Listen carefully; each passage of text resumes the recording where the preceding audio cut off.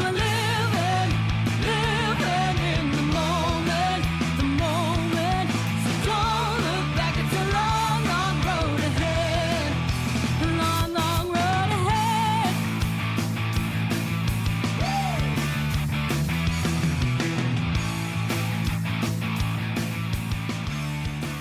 Hello, and welcome back to Better Buddies. I'm your host, RJ. With us this week, it's Tanner. Ahoy!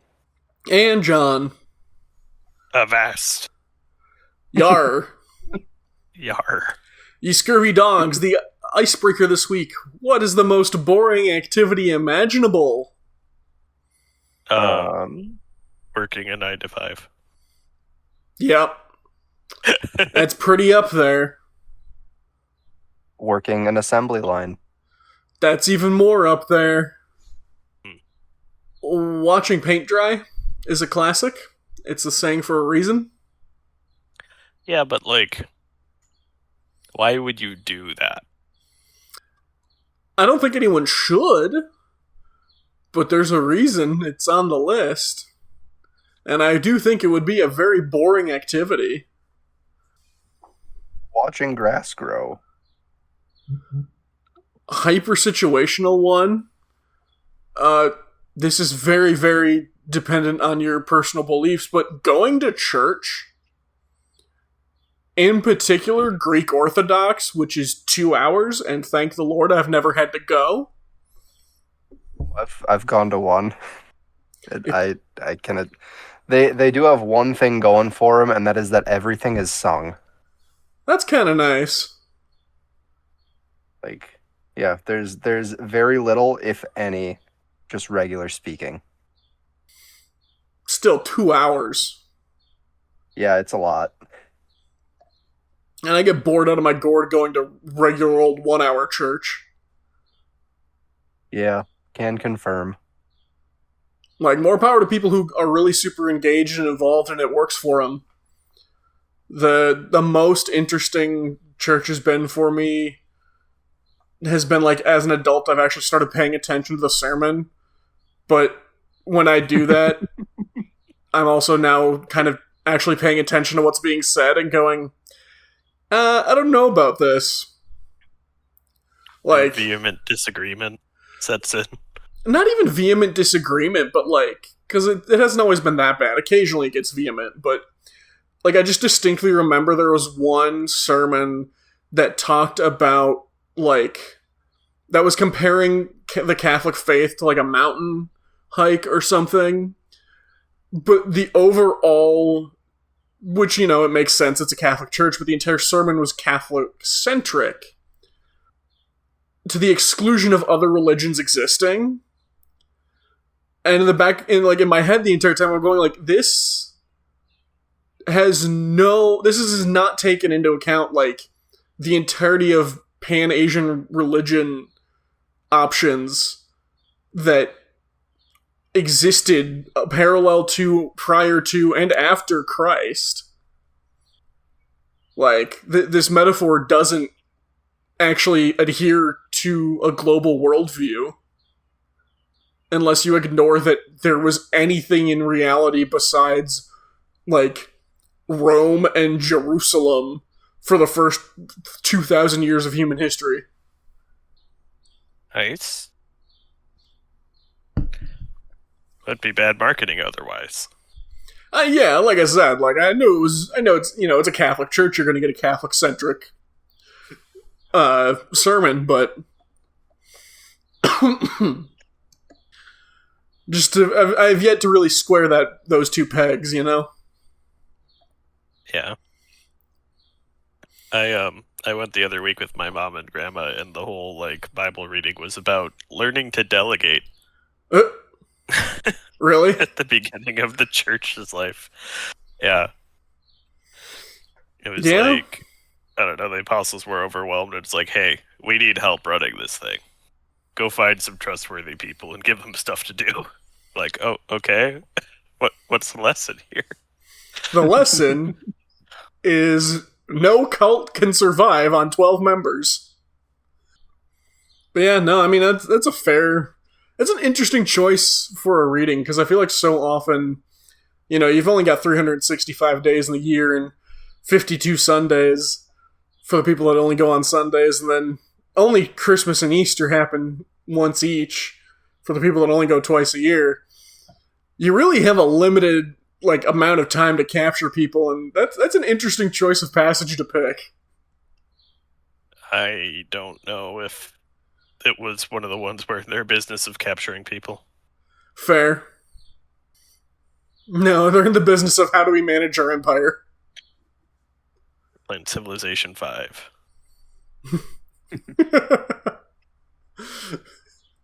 Man, I really wish God had picked the faster game style. Do you? Yeah. Playing the marathon game. Too bad. I want to get to giant death robots quicker. Oh, I'm sure that's soon. I don't know. They've made a couple giant robots in our lifetime, and they've never really worked. They're more like animatronics. Guess it's time to be the change. Well, I'm gonna go invent fusion reaction. See you in 6 months. Go get started on your mechatronics. Yep. That might be a really, really boring activity, honestly. Because, yeah, it's cool to build a giant robot until you have to build the giant robot. And it's yeah, no. It's just systems management and project management. And, solving problems. And delegating. Yeah, and delegating, like God intended. Maybe that's what it's about. Maybe it was the build up to the giant death robot. I hope so. Sounds like you should have paid more attention to the sermon. I guess so. Any other boring activities? Yeah, I thought of one. Oh? Waiting to fall asleep. Oh my gosh, I can fix that for you. Ooh, Find a podcast. Literally any podcast. Especially if it's on Spotify or you have some other way for it to snooze. Because I will hit that 45 minutes shut-off timer on Spotify on whatever it is I choose to listen to, and I am out like a light before I know it. And I'm not bored at all. Okay. I've been doing this for 3 years now. It's amazing. To the point where occasionally if I'm going to hotels and stuff with other people, I will specifically bring headphones along, earbuds, and sleep with earbuds in, because doing that and listening to something to fall asleep is more comfortable even though I'm sleeping with earbuds in. I always feel too invested. I need to know what's happening, you know? I do listen to things I've already listened to. Okay. Which helps. I've actually got a recommendation for a good podcast for falling asleep. And it is Songbirding. Okay. It's so the purpose of it is you kind of learn bird songs, but the host is very soft spoken. And it's just a bunch of nature sounds, so it's very relaxing just on its own. Okay. So it would be a very easy one, I think, to fall asleep to. That was called bird songing? Songbirding. Song. Yeah, and if you're interested in learning the bird songs, the guy lives in Ontario, so he's got very similar birds to what the Midwest has. Oh.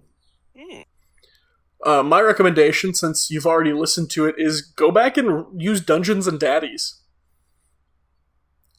Start back with episode 1, hit that 45-minute snooze timer. You won't miss anything. You know you'll enjoy it. And when you fall asleep, it's okay, you can just move to the next episode. Yeah. Yeah, that's a good shout. That might be the only one I've listened to enough to get away with that. Because I'll either do that, I'll just get on I'll go re-listen to Dungeons and Daddies or NADPod, apps I listen to.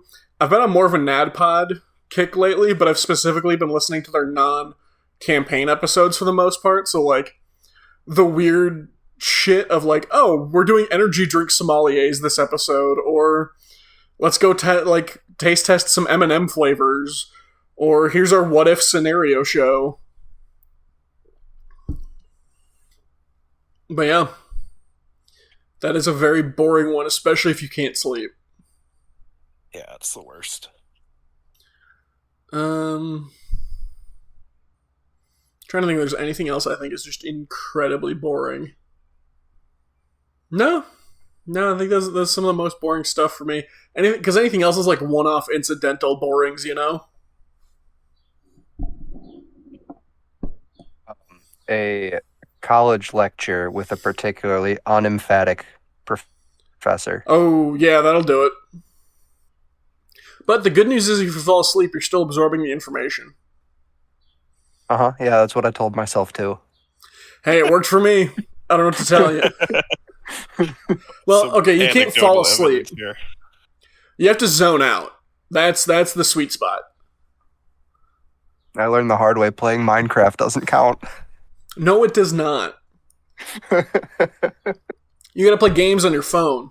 They're just boring enough that you'll still hear everything going on, but just engaging enough you're not paying any attention. That's what I did for a grammar course, and I was the only one that would ever answer a question. Cool. Well, with that, our next segment is Better Buddies Recommend, where we recommend a piece of media to enjoy. Who would like to start? I suppose I can, although it is something that I know I recommended a little over a year ago. Oh?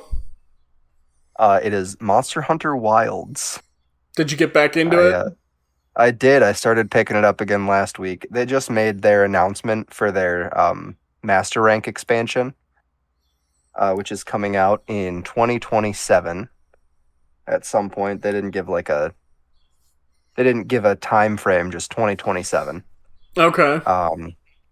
So I've picked it back up, and there's some stuff I'm working on grinding out just to be ready for the expansion. And if you haven't started yet, like, now's a great time after the announcement. Other people are kind of picking it back up too. And if you're having trouble, there will be no shortage of people to kind of help you out. And if there is a shortage of people to help you out, there's also like a support, like an NPC support hunter system that may or may not have been in there at launch. I don't remember. Oh. Where you can like fire, called an SOS flare, and then that gives other players the option to kind of find your quest and join it. But if like no one joins it, then you also get NPCs. And then if people want to join it later, then the NPCs leave and the other players join. Those poor NPCs. It's a pretty cool system. Just like, oh, the real player showed up. Guess I'll go. Guess you don't need me anymore. Like, it's almost always better to have a real player in your party with you, but the NPCs they're not bad. They're actually pretty helpful. Hell yeah. Unlike the Pokemon raids where the NPCs just all suck ass. You know, I was just thinking. I think it was what was the one where they had the crystal things that changed their type? Was that Scarlet Violet? That was Scarlet and Violet, yeah. Yeah, I remember those raids where I was like, I don't need any of you. You can go. Even those NPCs are better than the Sword and Shield ones. Yeah. If anyone remembers Martin and his Soul Rock, or whoever brings in that like Magikarp every single time. Yep. Yeah, those NPCs were kind of just nerfs, really. Yeah. You're too good at the game. Here's a guy with a Magikarp to slow you down. Yeah, and then the NPC fainting also counts against you. Oh god, that's right. It doesn't in Monster Hunter Wild, so that's it's all nice. just your skill, and they're just kind of a little bit of a help. They most likely won't take down anything on their own though, so you do actually need to do stuff. Yeah. But for the meantime, I'm trying to get all of the like the final stage of all of the monster weapons Okay. of the weapon I main. So that's keeping me a little bit busy, and then I can kind of do some of the current endgame weapon stuff, which is a different system entirely that hopefully won't continue too far into the master rank expansion, because it's a lot of RNG on that side. Gotcha. Hell yeah. I'm looking at this on Steam. It's on sale right now. Oh? Probably because they just announced the expansion. Yeah, it's 58% off. So it's Oh wow. $30 right now. But also, there's 195 DLCs. Oh yeah, all of those are purely cosmetic and you don't need any, but they can be fun to have if you're into it. The soundtrack is $75. It's more than the game. Damn. It does have a good soundtrack. It's like $5 more than the full price game. Now, it is worth knowing.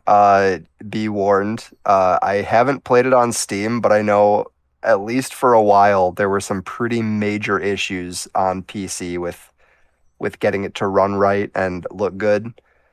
I've been playing on PS5 and it's been wonderful. But I know people have had problems with the PC release.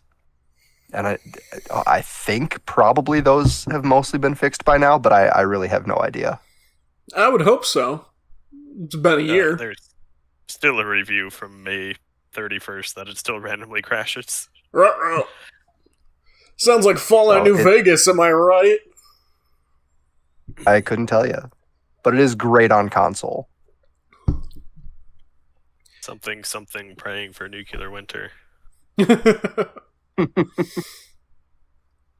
Yeah, for whatever reason, Fallout New Vegas, I don't know if it's Windows 11 or what, but it consistently will be like, okay, we're loading in, and we're crashing. Oh, we got the game to actually load in this time, and it's 30 seconds, and we're crashing. To the point where I'm debating getting a console copy. Yeah, I'm not super knowledgeable about computers and what optimization looks like. I mean, your game at least is like current, whereas I'm referring to a game that came out probably during what? Windows Vista, Windows XP. There's still hope that your game will be patched. Yeah. Yeah, New Vegas came out like on the Xbox 360. 2010. Oh, yeah, that's there it is. That's like Windows 7, isn't it? Yeah, I overshot. like damn, Windows XP was like 2000. Well, and I had Windows XP for a good like 5 or 8 years. Yeah, Windows 7 came out about a year before Fallout New Vegas did. Damn. Like almost to the day. Holy crap. That doesn't compute in my mind. You probably had XP for quite a while. Did you skip Vista? No, we had Vista. But I think I skipped 7 because of it. Oh, okay. It's too bad. Windows 7 is like still the best Windows operating system. I didn't mind 9. At least it was not that it is the best like compared to whatever, but it, in my opinion, it has like the best ease of use out of any of the UIs. And I think 7 and 10 were probably the best. Okay. The the best for the time that it was released in, I should say. Okay. I mean, the first time I really noticed I didn't like a Windows operating system was Windows 11. Like, that's been my first experience where I went, I cannot find anything and I do not like this. But hell yeah, Monster Hunter, what was the Monster Hunter game title again? Monster Hunter Wilds, and then when the Yeah. expansion comes out, it will be called Monster Hunter Wilds Ascendance or Ascension. I think Ascendance. Oh. Nice. John, would you like to go next, or shall I? You can go first. All right. I'm going to recommend the book The Girl with the Dragon Tattoo. Content warning on The Girl with the Dragon Tattoo. There is a lot of discussion about sexual assault, and there's a lot of discussion about rape, and there are some scenes in the book that contain that. It's not, like, explicit, but it's enough that it gave me pause, and I turned down the volume on my earbuds, or on my Bluetooth, like, bone conductors, when it got to that point while I was walking around to the store, because I was like, oh, I don't know about this. Besides that, fantastic book. It's the story of Elizabeth Salander,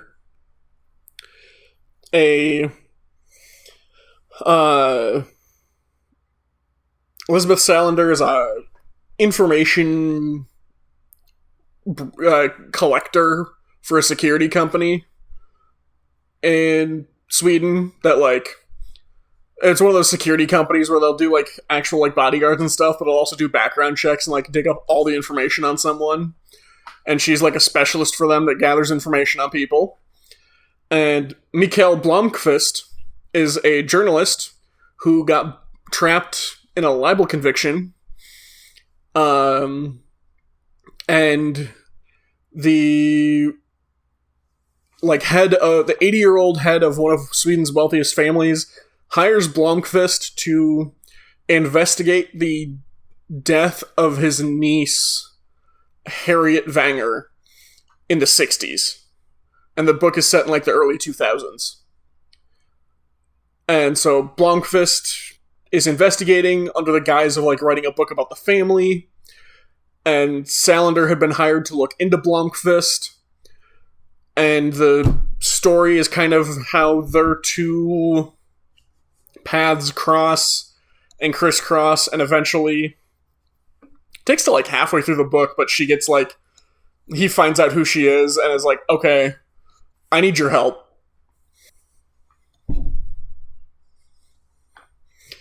But the book is, like, some of the chapters open up with, like, statistics about the abuse of women and serial murder and some of that information of, like, hey, here's how shitty it can be for women. And they make it a point, Salander is just a very odd individual. She's, like, 24, and because of the life she lived and the assumptions people made about her, she's technically, what's the word? She's got a guardianship because she's considered not able to, like, manage her own stuff. Even though she can, she just refuses to talk to most people, so they assume she's stupid.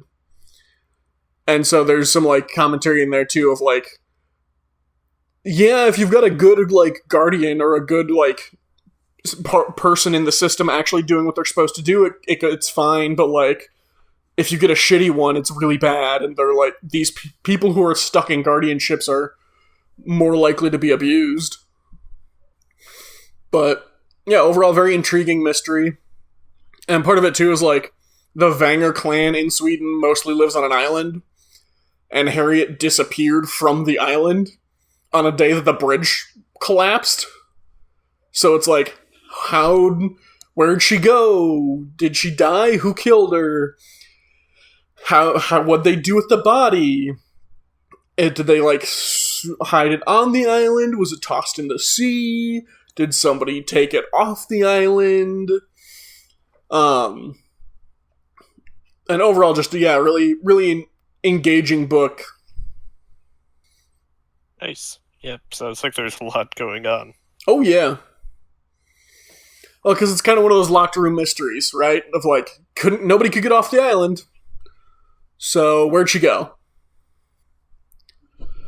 And it's like a whole series. So I'm gonna probably start digging into the next ones soon.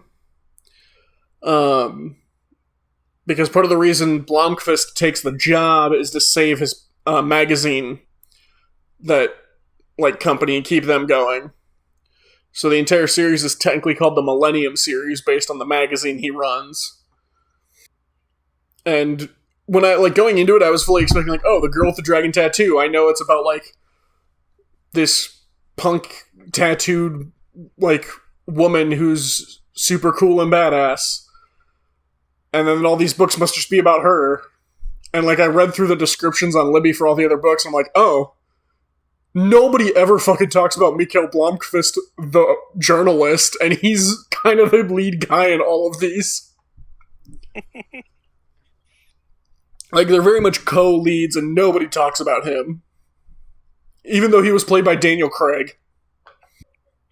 Yeah, I was gonna say, where's Detective Benoit Blanc for this? But, And he's he was there. He's there. Yeah, it had 2011 film, a 2009 film, and did it get a sequel? Sequel. They almost did a sequel. Oh, they did do a sequel, Girl in the Spider's Web, in 2018, which is not the sequel book. So, gonna have to see how that worked. Did they like combine two books?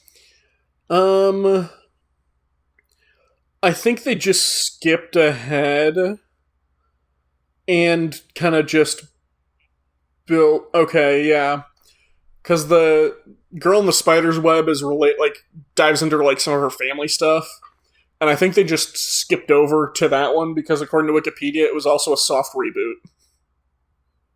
And I don't think they even brought back Mikhail Blomqvist for it. Like, no, they left him out entirely of the movie, even though like he's in all of the books.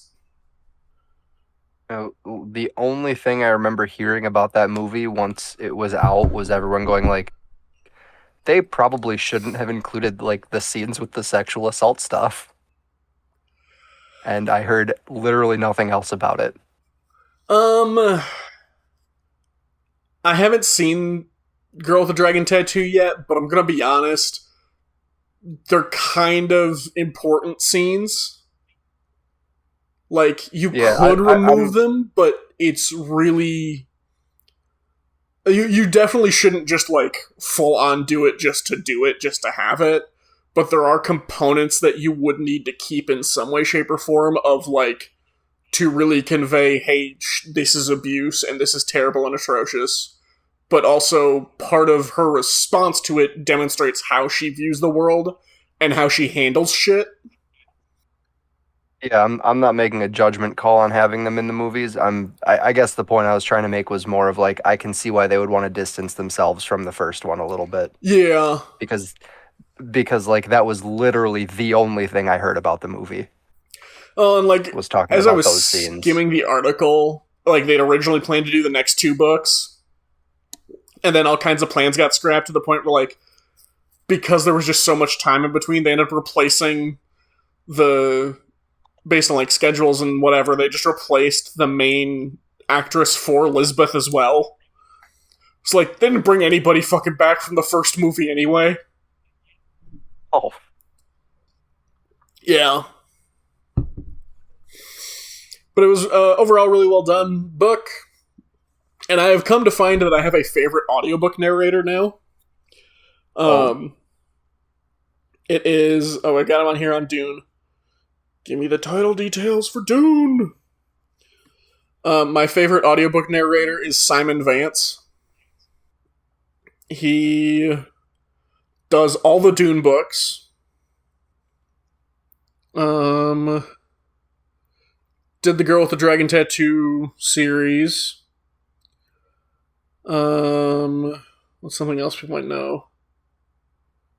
he's just a very prolific audiobook narrator. Trying to find anything else that people might have like done, because he's just done so many. They're all coming up. It's like, okay, these are just all kinds of things. He's got 25 pages on Audible.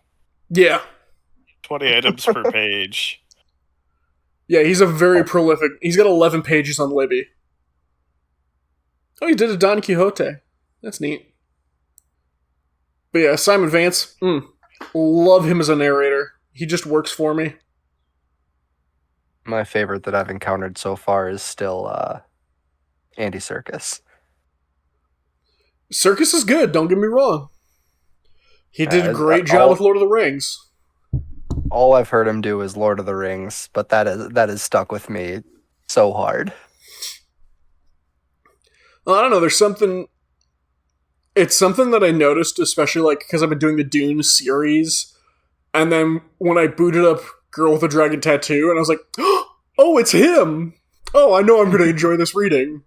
But then there's also points where I'm like, oh, you're doing your Duncan Idaho voice. Because, he's only got so many voices. Yeah. But there are so many Duncan Idahos. 19. At current, where I'm at in book 4 of Dune. Because I am currently listening to the God Emperor of Dune with the giant worm Leto, and he's on like Duncan number 20. And, like, they're going through this new Duncan initiation because, like, every single time he has a Duncan Idaho, the Duncan Idaho shows up and is appalled at what the Empire is and what Leto is doing. And so inevitably eventually joins the rebellion and tries to assassinate the Emperor. As one does. Yeah, as one does. And then, like... But, of course, it's also Duncan Idaho and the Leto, God Emperor worm of the Empire is like, well, I like Duncan and I need a Duncan, so I will just keep having Duncans. So how did they get spun out? Cloning. In a word. Just Duncan on demand. Basically, because originally, and this is where you see some of the like ideas develop over the course of the books being created, where they didn't have planning. Is like when the clones are first introduced as Golas, the implication is like, oh, you can only make a Gola if you have the body of the deceased. Like, you need to have the body to kind of like scan the brain scans, and then that way you can actually like remap the brain, because it'll have all the same pathways. And they pretty quickly dropped that to just be like, oh, the genetic memory in the body brings back Duncan, brings back the memory of the person you cloned. So, yeah, Duncan Idaho, you just have to shock him into remembering he's Duncan Idaho, with a sufficient shock of killing someone that looks and or is looks enough like or is a clone of Paul Atreides. Interesting. Yeah. Because then in this one, they're like, oh yeah, these are all technically original Duncans, because they're all cloned from the original cells of Duncan, Idaho. It's fun. Because then it also helps, like, you as the reader acclimate, because it's like, oh, Leto is 3,500 years old compared to the 9-year-old he was when we left at the end of the last book. It's very weird. But yeah. John, what do you got to recommend? I just finished listening to a short story in the Expanse universe that I really liked. They have like a whole anthology collection of all the novellas they released between books that I did not read as I was going because I didn't know they existed. Fair. But this one was called Gods of Risk, and it follows one of like the main character's nephews.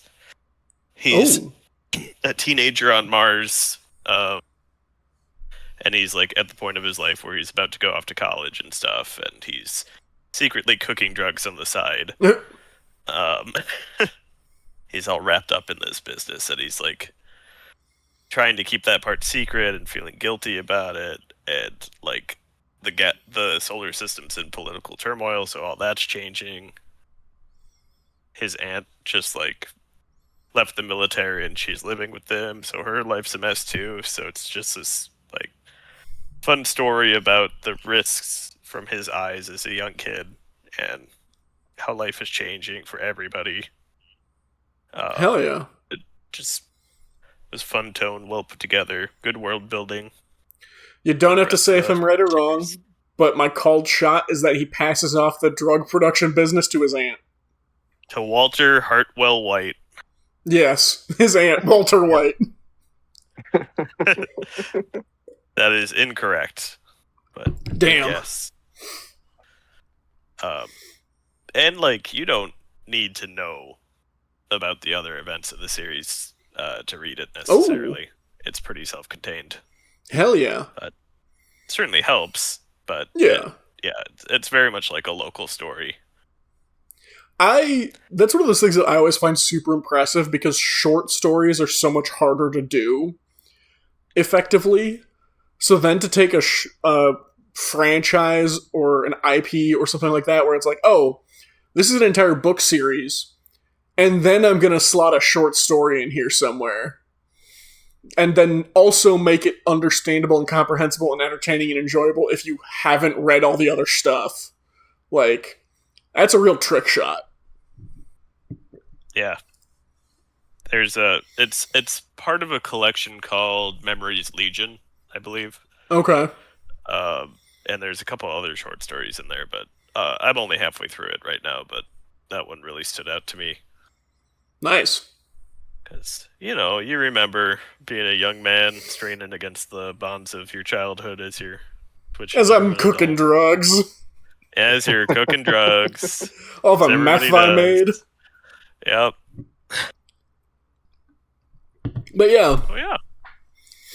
That push and pull of who you were and who you're going to be and navigating that. Yeah. Hell yeah. What, because it's like them navigating, is it more, like, do you get any resolution on his aunt and her coming back from the war, or is it just kind of one of those factors that becomes a thing with him figuring his shit out? Basically, her arc is, I'm going back to work. After sitting at home. Well, she's like staying with her brother and just endlessly watching the news and working out in their common room. Okay. She's just completely going stir crazy. She was a former Marine. Oh, that'll do it. But the short story takes place between books 2 and 3 of the main series, so we see her later on and what she does. But gotcha. Yeah, just a bit of an interstitial moment. Nice. Cool. I honestly can't remember how much of a character the protagonist of the short story is, like, elsewhere in the series, if he's even mentioned. Honestly, that's kind of nice, though. As long as it's not, like, a big glaring hole of, like, why the hell didn't this person ever talk about this? Like, that's a cool way to flesh it out. I'm sure he was at least name-dropped. Yeah. But it turns out he's the biggest drug kingpin in the entire, like, solar system, and they just never talk about it. I'm pretty sure he stops cooking by the end of the story. That's probably for the best. Yeah. Cool. And with that, our next segment is How to Be a Better Buddy, where we give some real and some humorous advice. Our first question this week, why is bisexuality in women more accepted than in men? With the further details, as a bisexual man, I've had difficulties expressing my attraction without receiving disdain from others.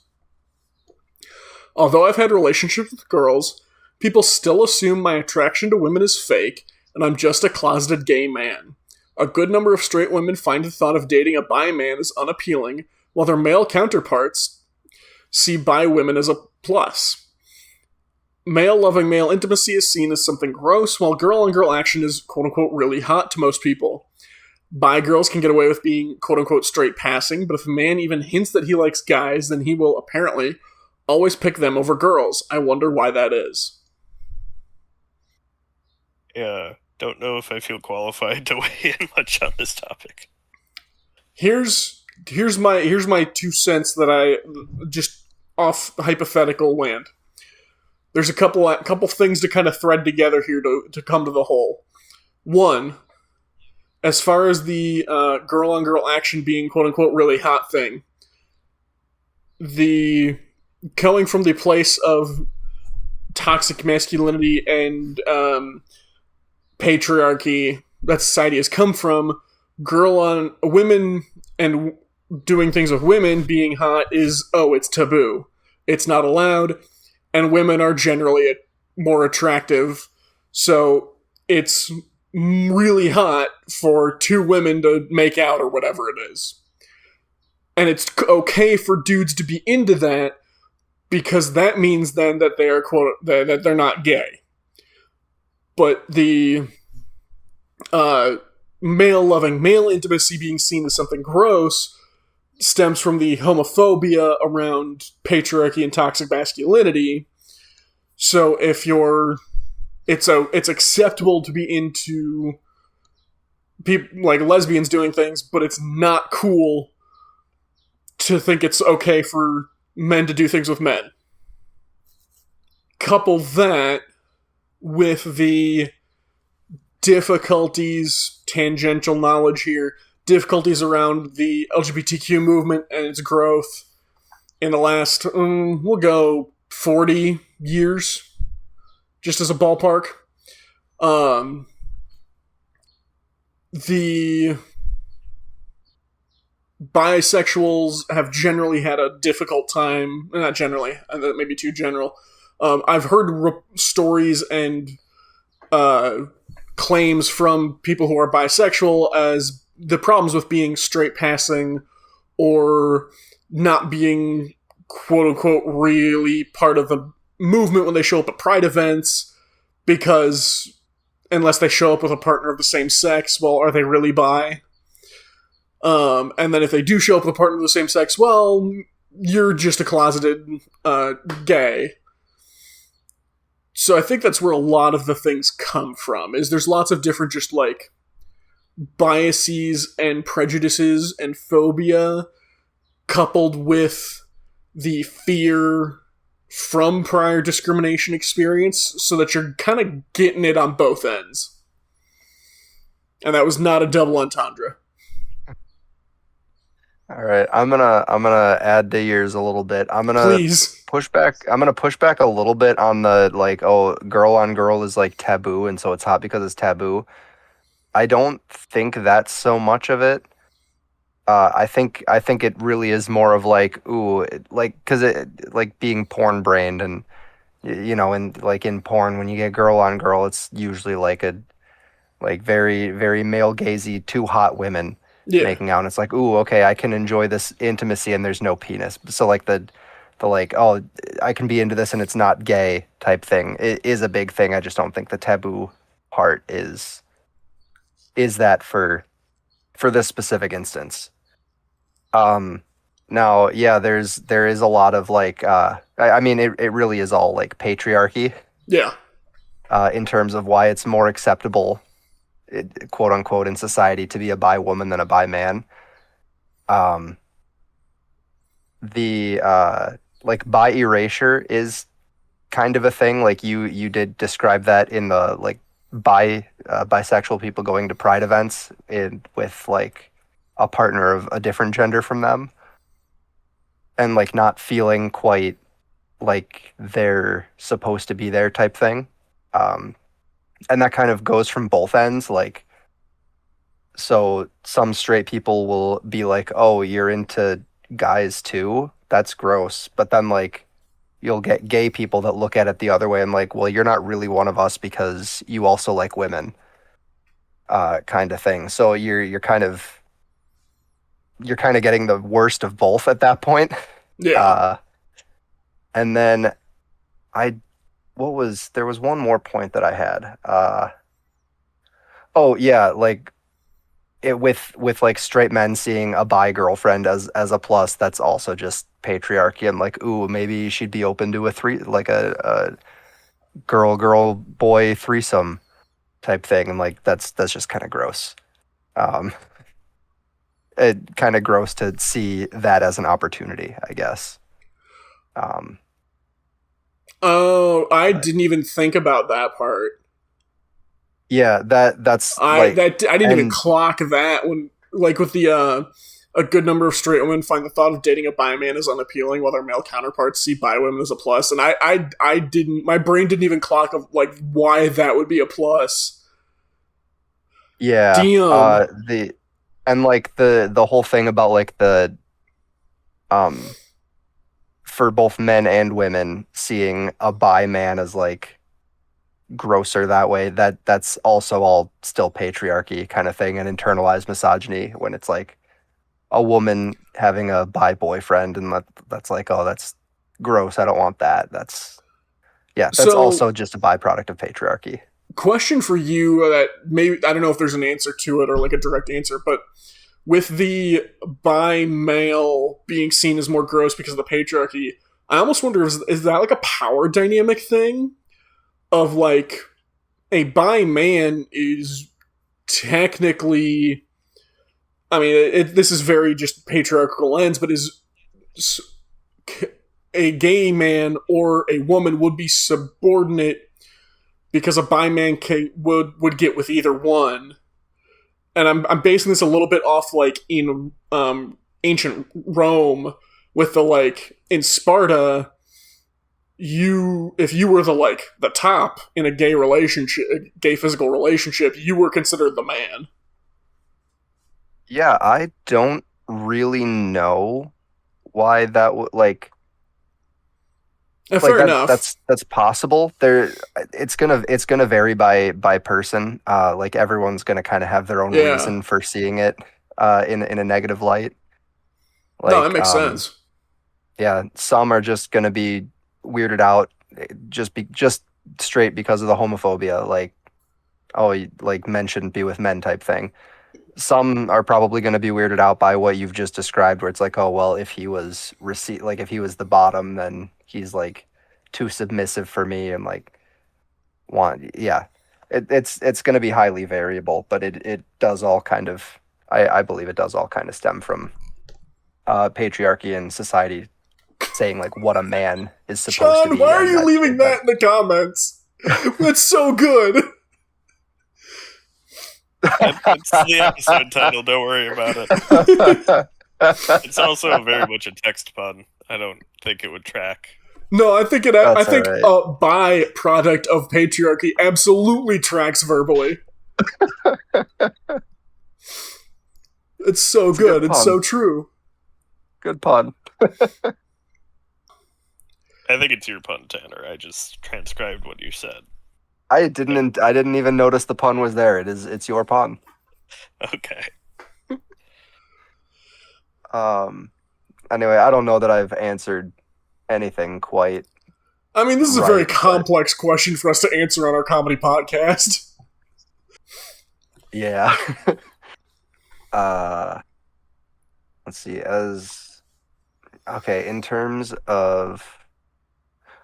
in terms of the actual question, why is it more accepted in women than it is men? Patriarchy.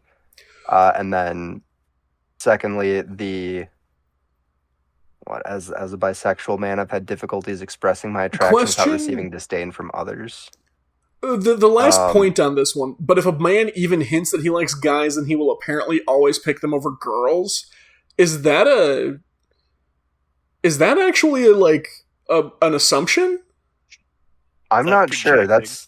That's kind of a new take to me. Yeah. Uh,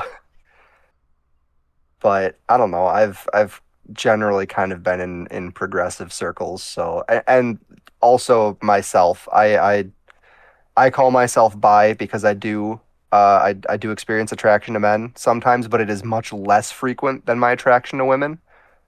Um, so like I Like, just in my head, I'm having a hard time kind of wrapping around someone else's thought process, being like, oh, well, if he's bi, he's just secretly gay. Yeah, that's a weird one, because, like, in some of the circles I've been in, like, and some of the, just life, having lived, the assumptions I've come to expect would be more along the lines of, like, oh, you're bi? Well, you're just using that as an excuse to pick up women. And I say this as somebody who did not do this, but in college at parties would kiss other dudes in the room because it made the women go nuts about it. Like, it never went any further than, oh yeah, I'll get a reaction out of them and that's fun. But that's the assumption I've seen, is like, oh, well, he's just saying he's bi to seem more appealing to women. Yeah, I feel like that's also a more common take than the oh, he's bi, he must just secretly only be into men. Yeah. But also we're in kind of a, I don't know where this person is from. I could actually imagine this being a much more common problem, like in the South. Really? Yeah, like for whatever. Yeah, like in the Bible Belt and stuff, I could, not that they would be okay with bisexual anyway, like the hardcore Bible thumpers. Yeah, but like the fundamentalist evangelicals, I should say. Kind of that, like, oh, if you're anything LGBTQ, it just means you're gay. Yeah, and like that's just wrong.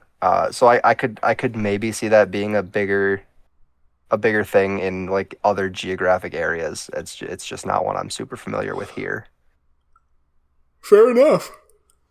And maybe I'm just also not in a lot of those spaces as much. So yeah, I cannot claim maybe to be. It's like, maybe it's more common than what I'm thinking. It's just not an experience that I've had.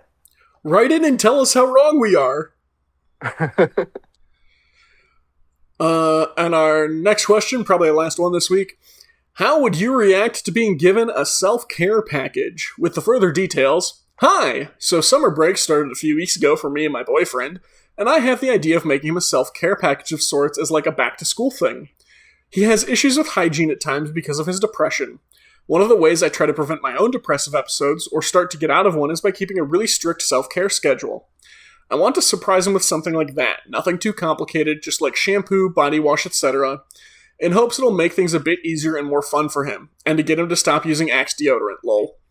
My mom thinks it's an alright idea, but I don't have many male friends and I want input from a guy. I wouldn't want him to be embarrassed, and I'm not sure if this is a dumb idea. Thank you.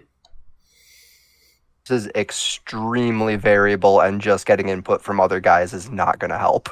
Yeah.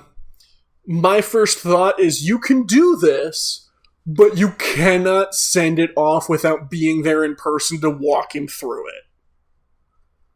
it. And even that's a little bit of a danger zone.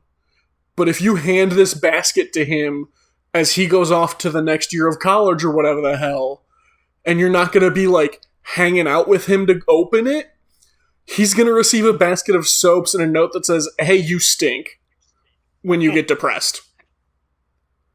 Which is probably not going to help his depression. Yeah. There's you got to know him a little bit. Like this this isn't something outside help is gonna help with, because he could be super open to it, but he also could be like what RJ said, and see this and be like, oh, she doesn't think I'm clean or like worthwhile or whatever. And yeah, include some non-soap things. Yeah, it could go either way, and also probably several other ways that I haven't thought of. Like, include some face masks, some tea, some chocolate, or whatever other treats he likes, so that it's not just a wash you stinky package, but a genuine self-care, hey, here's a bunch of products and things when you're having a rough day to pick yourself up with. Yeah, I like that idea. And then you could also include a new deodorant in there. And like check what his favorite soap is, right? Get what his soap he likes to use. And if it's 3-in-1, you're getting him the 3-in-1.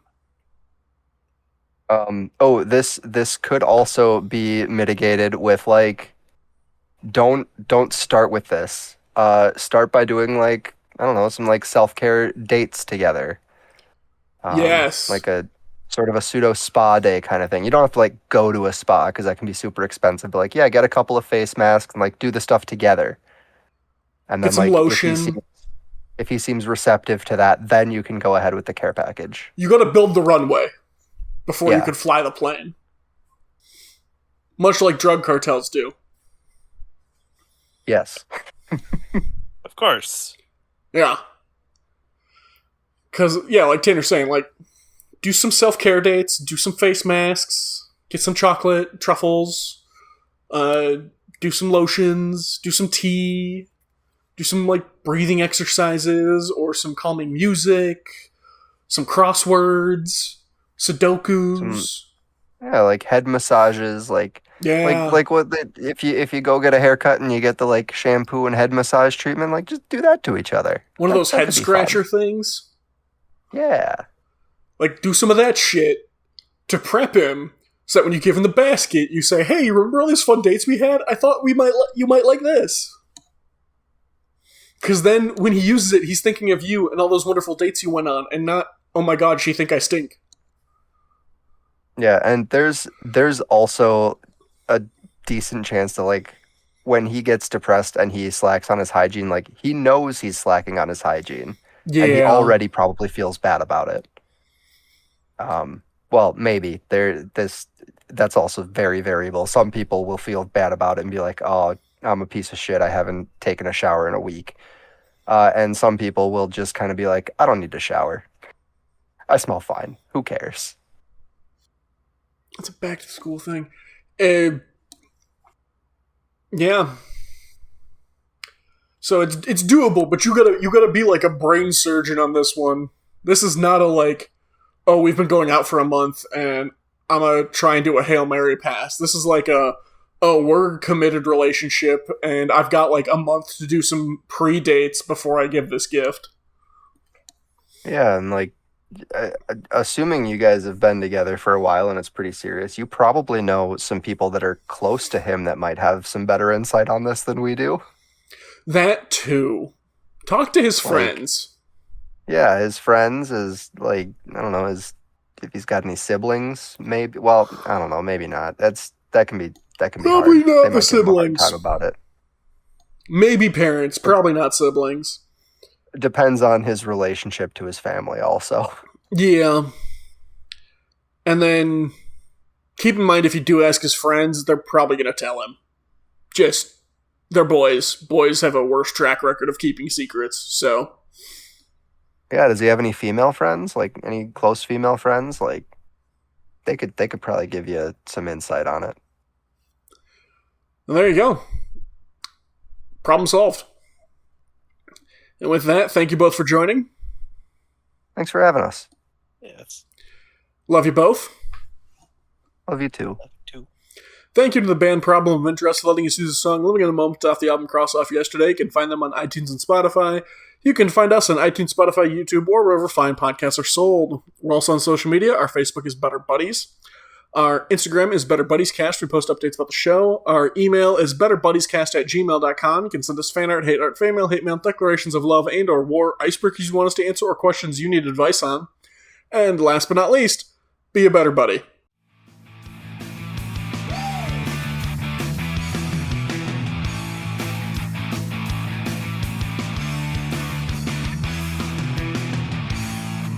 Hi, John. Hello. Sorry I'm late. No worries. It's okay. It gave me time to Sorry, learn guys. about D12 Catan. Oh, wait, hold on. What? Oh, okay. Wait, how do you even interpret the results? Oh, I guess you roll up to a 12 anyway, so you wouldn't have to. And one Yeah, is just a exactly. 7. But that ruins all the probability. Yeah, exactly. The chaos rules.